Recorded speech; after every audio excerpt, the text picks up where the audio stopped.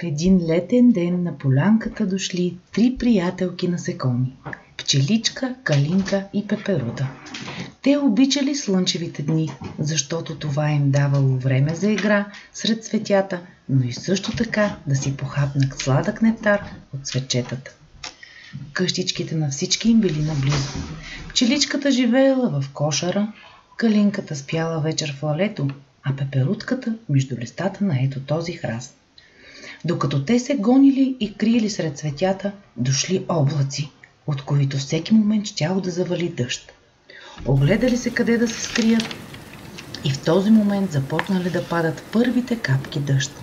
Тогава Пеперудката извикала: „Вижте, ето там, има гъбка. Тя расте бързо от дъжда и ще има място за всички ни.“ И всички отлетели и се скрили под гъбката. Докато се изтръсквали крилцата от капките, дъжд Пчеличката предложила: „Искате ли, докато чакаме дъждът да премине, да си разказваме за нас?“ Пеперудката и Калинката се съгласили.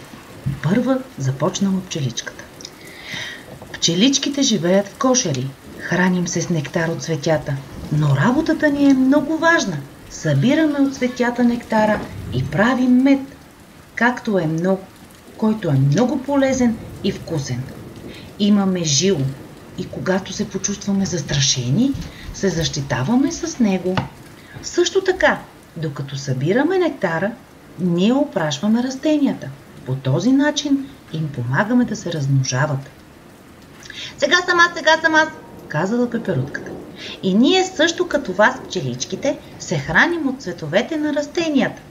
Нашата работа е да допринасяме за красотата на околната среда. Освен това, докато се храним, по крачетата ни полепват цветен прашец и по този начин също можем да опрашваме растенията. Това е за мен. Твой ред е, Калинке.“ „Моят вид го наричат арлекин.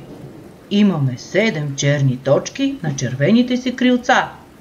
Ние се храним с листни въшки и по този начин помагаме на растенията да останат с цели листенца.